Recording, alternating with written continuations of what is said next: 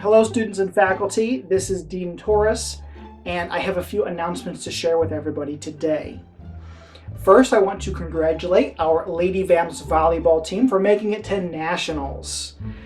They have drained the competition so far. Bring home that trophy, ladies. Next up, the chemistry labs will be temporarily closed until further notice. Anyone that has seen Professor Ellison, please let me know. He has not been seen since the incident. Friday is a full moon, so please remember to make sure that all doors and windows are secured.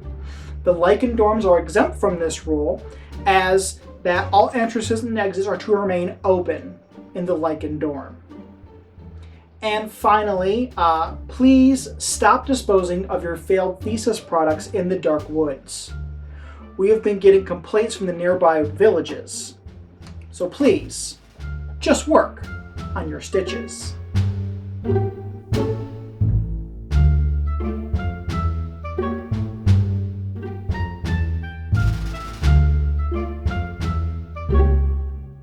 So in Stitches, you are one of those monsters that was sent off into the dark woods to go fend for yourself.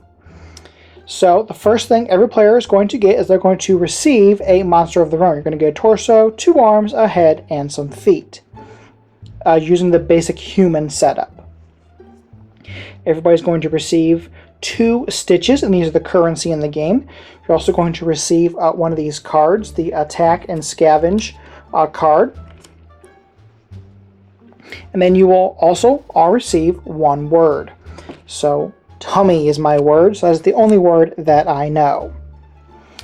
Then you're going to pick from the Abomination deck. You're going to start building the Abomination, because how you win the game is you as a team or by yourself defeat the Abomination. So there are a couple different Abomination heads and some Abomination torsos. So you're going to randomly pick one of each. So I've already done that here. So I have my Abomination head, my Abomination torso. Now those are not revealed until somebody attacks the Abomination. Then you have your Abomination deck, which is set up there. And then this is the parts deck. Then you also set out a number of stitches equal to double the number of amount of players. So let's just say we're playing in a 3-player game, so I've set out 6 stitches up here at the very top of the screen that you probably can't see. Then, according to the rules, whoever woke up feeling the most monstrous gets to be the first player, and they will receive this first player token. So the game is pretty simple. You have 2 choices of what you can do on your turn. You can choose to attack, or you can choose to scavenge.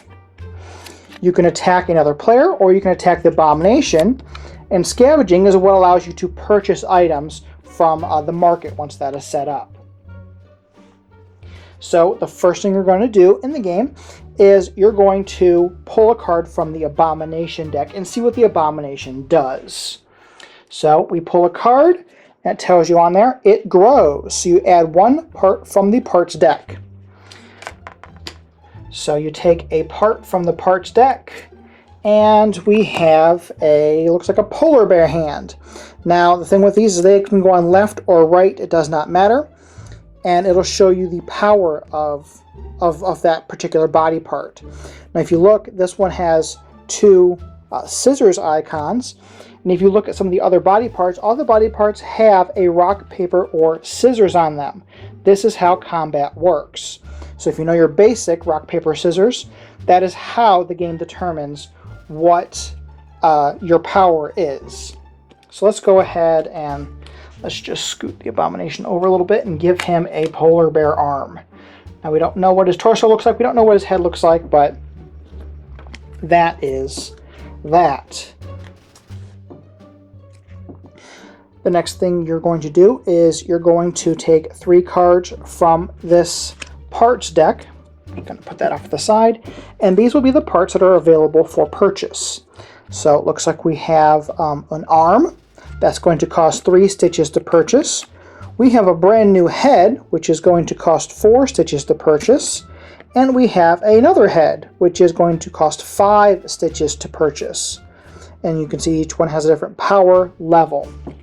So those will be available to be bought by anybody that chooses to scavenge. So now how do you decide which one you want to do? Well, it's all happens simultaneously. One thing about this game is you are a monster.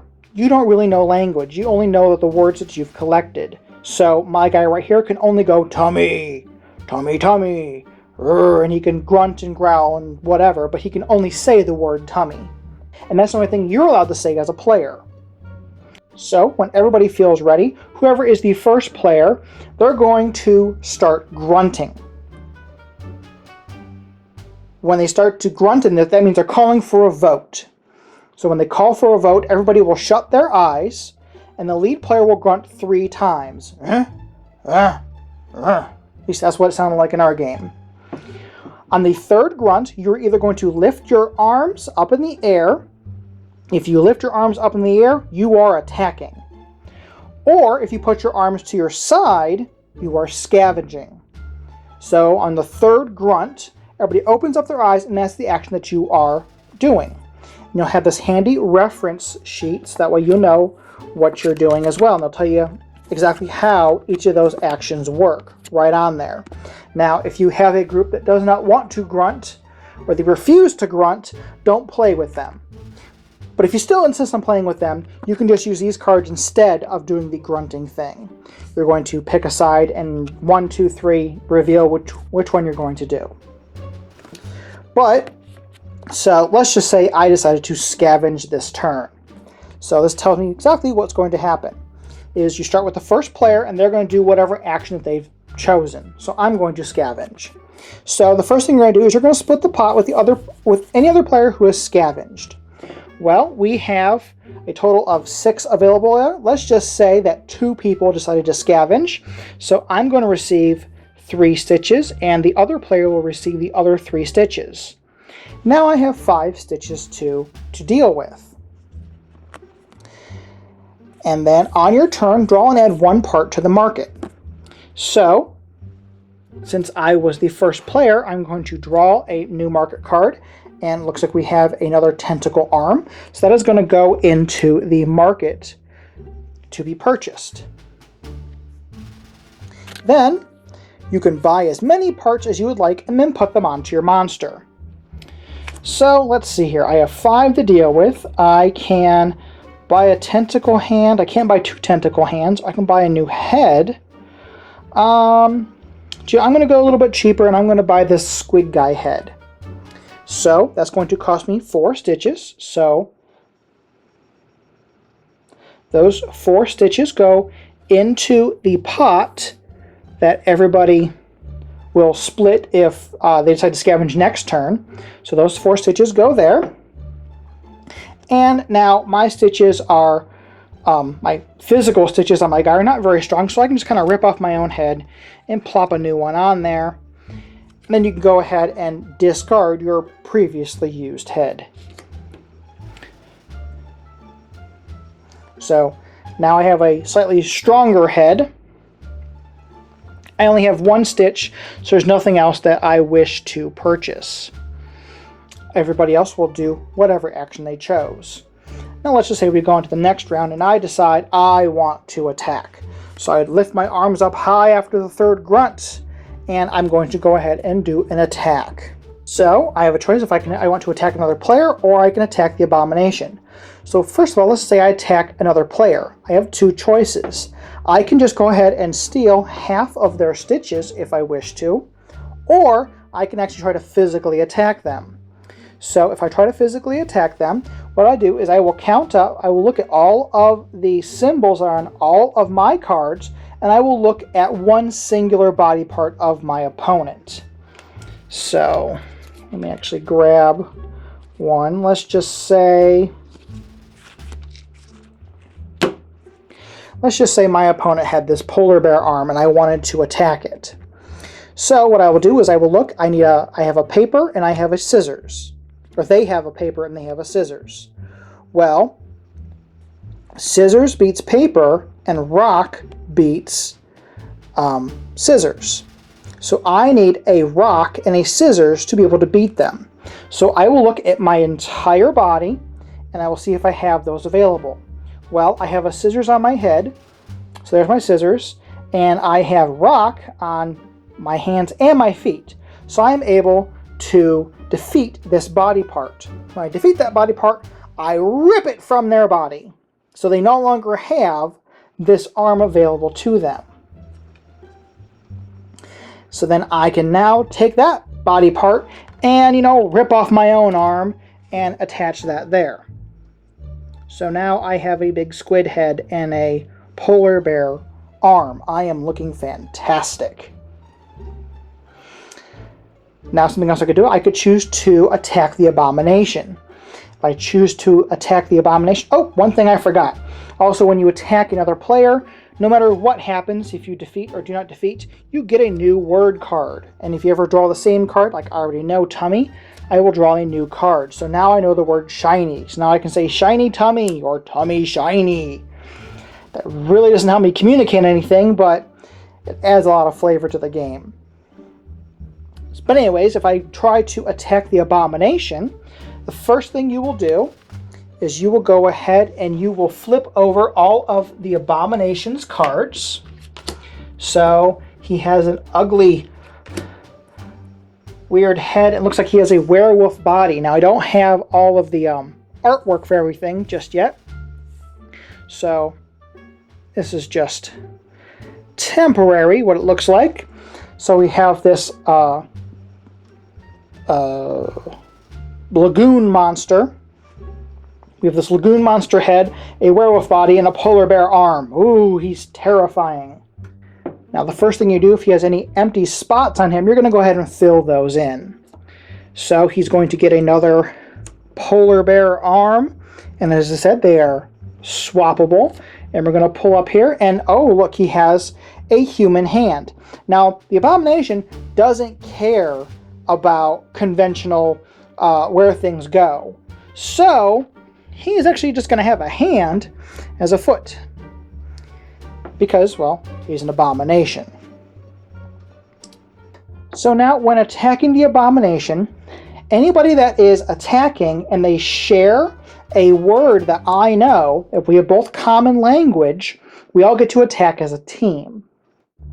So I get to choose a body part to attack, and I will try to rip that off of him. So let's see here. What do I have on my guy right now? I have paper, paper, scissors. I have 3 papers. I have 4 papers, excuse me. So I have two. So I have 4 paper, 2 scissors, and 1 rock.